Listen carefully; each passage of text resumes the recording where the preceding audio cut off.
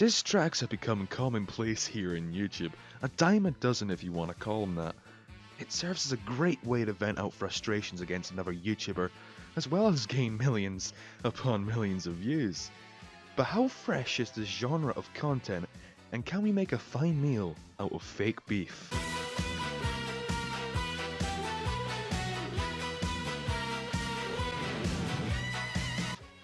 Good evening, this is the Urban Chef, and welcome to the Content Chopping Block. Now today on the Chopping Block, we have diss tracks, and since this is a genre of content here on YouTube, there's a plethora of videos to use for today's meal. So let's get right into the preparation, shall we? Now, as stated before, hundreds upon hundreds of examples are out there of diss tracks, even going as far back as 2008 with one of my favourites. We don't run, we fucking walk. Yeah, folks, I run now. Now, these early diss tracks are really low as far as quality is concerned, but that only adds to the charm of these gems, with these MCs not taking themselves too seriously, or at least I'd like to think that. And even though there was some beef between old MCs, it was a lot more entertaining than the shite we have now. Your dad is a weirdo. He looks just like a pedo. More inbred than yeast. Your mom gets fucked by sheep. And in terms of quality, yes, today's diss tracks are vastly superior, but with vastly improved quality, the person making a diss track has to take it seriously if they want the best quality. And the idea of anyone taking a diss track on YouTube seriously, whether they make one or have one made in them, really boggles my mind. Why, you may be asking? Well, let's just get straight into the meat of modern day diss tracks to find out. Now, as stated before, most modern diss tracks are fake beef, engineered to drive a shit ton of traffic to multiple different YouTubers. I mean, just look at the diss tracks the Super Paul brothers made on each other.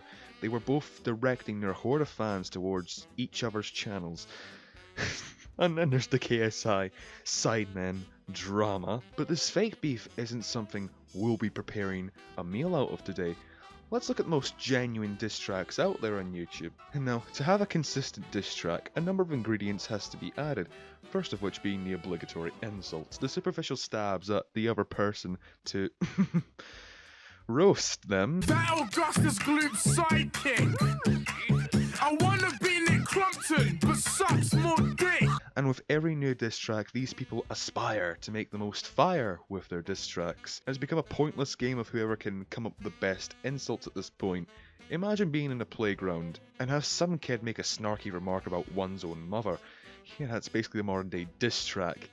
But if the person who's writing the diss track has any hint of intellect, they'll write about incriminating pieces of information, which is either genuine or fabricated, and that will be a lie, as you may call it.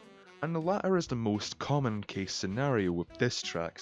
Yeah, he used to get picked on, he a big nerd. He don't got no points, he confuses you with big words. And it's really funny to see how a well-structured video pointing out someone's flaws and giving evidence to back up their points gets less attention and reaction in a 3-minute diss track, and people will take their word for it with no evidence to back up their claims.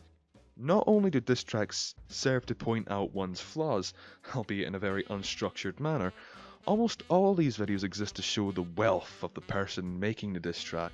Oi you! Shut your mouth and look at my wad! Loads of money! Flexing, if you will.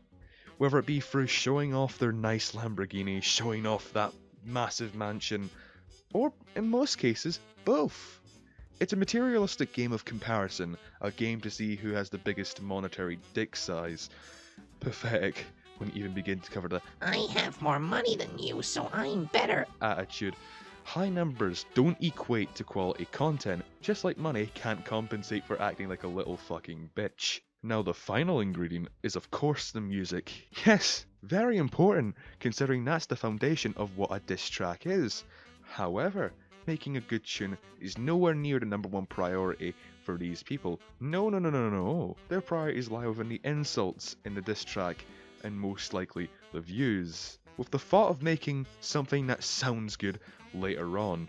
Now, I know all of this is subjective, and it all depends on one's taste, but everyone tries so hard to make their diss tracks fire that the end product sounds like shit most of the time. And like all forms of content, Some sound better than others, and some sound genuinely good. But anyways, there's no better way to show how money grubbing one is when they claim to be some form of musician, when their whole discography, if you can even call it that, is comprised of the previous two ingredients, or diss tracks, to put it lightly. You don't want to make music for the sake of making it. You want to incorporate drama into music. Drama being the #1 source of growth here on YouTube, and music being the most profitable entertainment medium here on YouTube also.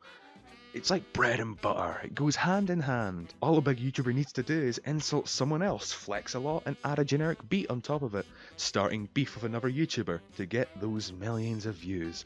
Or, in other cases, diss someone because they're an easy target and they're popular. And I'm looking at you, Rice Scum. You wanted a slice, but you got the whole damn fucking cake.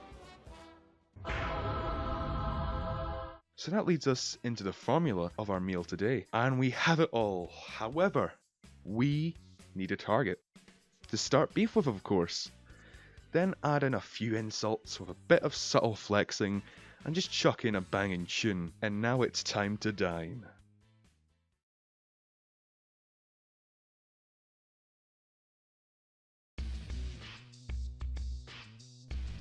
Yo, yeah, it's about to get spicy, man. Can't even handle this. Why the fuck did YouTube promote all these shitty disses? Do I really have to do this? Oh well. Team 100 here with a very bad rap, representing our crew. Turn your minds into crap. Team 10 sidemen, who are they? They were relevant to us, I've gotta say. Look at you, and your awful rhymes, even though this is awful, mostly all of the time. With a real team, clean, mean, cream, dream too, and if you aggravate us, we'll say, heck you.